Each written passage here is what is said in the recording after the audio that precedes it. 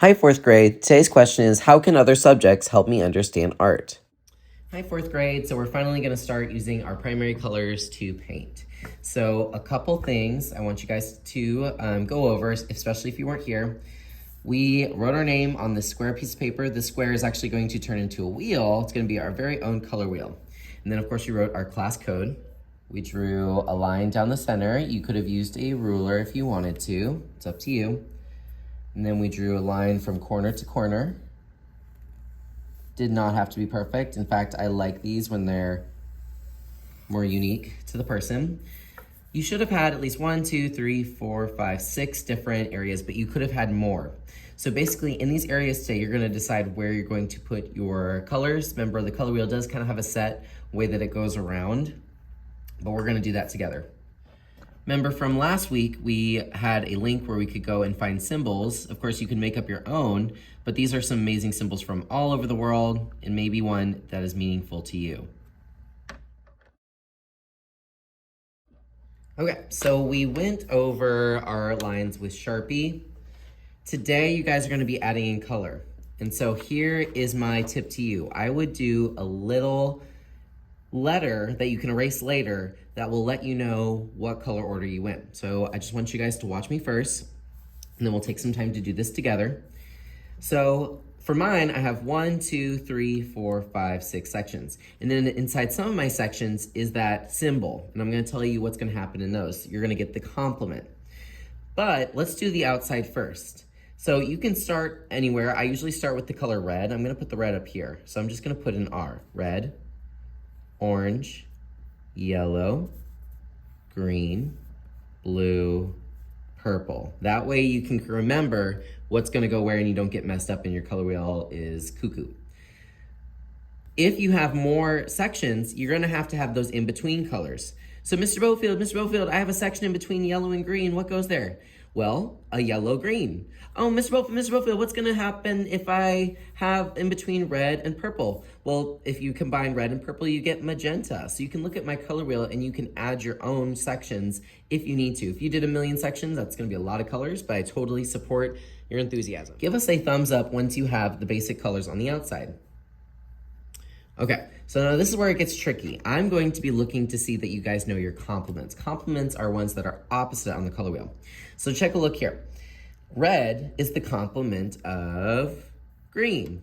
Orange is the complement of blue. So in those sections where you have this new area, that's going to be the complement. So if I was doing this orange section, inside here would be blue. And then, oh my gosh, it skipped again. So I could put orange right here. Wherever that symbol goes inside of that shape, inside of that section, it's going to be a complementary color. So red, green, red, purple, yellow, a little bit of yellow there too, I'll just remember that. It would be the opposite on the yellow side. Yellow, purple, green, red, blue, orange. Now, this is important. If you are going to use this little lettering system, you need to erase before you add the color on top of it. Whenever you put paint over a pencil, it locks it in. And I'm gonna show you that in a moment. You need to erase. Because we are painting, the green arrows are super on today. When you're ready to paint, you'll need a paintbrush. We have large brushes, small brushes. I don't care if you get both. You'll need a paper towel. You probably wanna put those at your table and then come around and you're going to get your water cup. I only put a little bit in there, that's normal. And then you're just your primary colors because you guys are going to be mixing your own colors. Okay, so you have your primary colors. My recommendation to you is that you start with the primaries. So unless you've been at a different school, you should by now know the way that I like to paint. But some of you may have not used tempera before. Tempera does not need water. The water is only here if you need to clean your brush. All right, so I am going to start with something easy. Let's do red and green section. So red, I already have. Whenever you're doing that section, please erase the letter. Otherwise, it will be there forever, I promise you. It's the most annoying thing when you go over it and you can't erase it. And of course, you just paint. If a paint color is not the way you like it, like right now it's kind of pink, you can wait for it to dry and then go over it again. That's totally fine. Whenever you're not using a brush, put it back in the water cup. I'm gonna switch to this big old brush for this other section. But now, as I'm finishing this one, what two colors do I need to mix to make green? Anyone raise their hand and tell me? I hope someone said yellow and blue actually do create green. So I need to put this brush in the water cup. But Mr. Bofield, oh no, there's stuff still on my brush. You have to use paper towel, get it off. You don't want that water in the tempera paint, you don't need it. But let's just take a little scoop of yellow. I'm gonna put it over here. We'll need a little bit more yellow. And then I'm gonna take a scoop of the blue, so I'm gonna clean my brush. Good, take that and mix until you like it.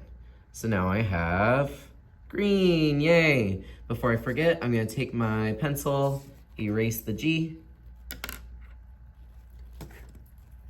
and go for it. I will say with the green, it goes on really dark, but it will lighten up. I promise it's gonna lighten up a little bit.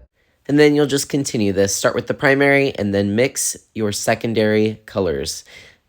Make sure that you're including those complements. That's what I'm gonna be grading for. All right, so this is what I'm talking about. Halfway done, that's the goal. You can totally stop at this point or keep going if you really want to, but might as well just take a break and work on it next time. Don't overwhelm yourself. Please don't go over your name. It's really important that I know your name so I don't give this to the wrong person. First thing I'm gonna do is I'm going to clean my area. You can use your paper towel and get some of the gunk. We also have wet wipes if that doesn't work out. Paintbrushes go in the water cup. Water cup goes in the sink. Yep, see, you remember from last year. And then this paint palette needs to be cleaned out a very particular way. So I'm gonna show you how to do that now. All right, so I'm at the back sink. So water cup with paintbrushes inside, that goes in the sink. Whenever you're ready to clean your palette, there is a specific way I want you to do it. You're gonna take one of these big jumbo brushes and you're gonna use the water to paint the paint away. I know that doesn't make sense right now, but it will. You're gonna turn the water just a little bit. If it's like this, you probably wanna turn it down. Definitely don't do this. If you do it at full speed, you are gonna get sprayed. I have at least one person every year who gets sprayed. Don't let it be you. All right, I'm gonna turn this down to its softest setting, soft water. You're gonna take the brush, put the water cup underneath, put the palette underneath the water, take the brush, and stir the paint away. Ooh, how satisfying. So I'm taking my time, I'm going around, but usually this doesn't take longer than 20 seconds. I've seen kids just like cleaning. Well, you're probably doing something wrong. You're probably using a brush that's a little bit too small, but get all those spots. If you see any spots from the last person, please get them, be nice. Over here, I have the dishwashing rack. It'll probably just be on the counter. Please do not stack these. You're just going to place it in the dishwashing rack like this, and we're gonna let it dry overnight. And then that is all. You are good. Clean your table with a wet wipe if needed, and then place this on the drying rack. Whenever you're putting something on the drying rack, please don't put it on top. Please start at the bottom, and then slowly work your way to the top. Have an amazing day, and I can't wait to see what y'all come up with.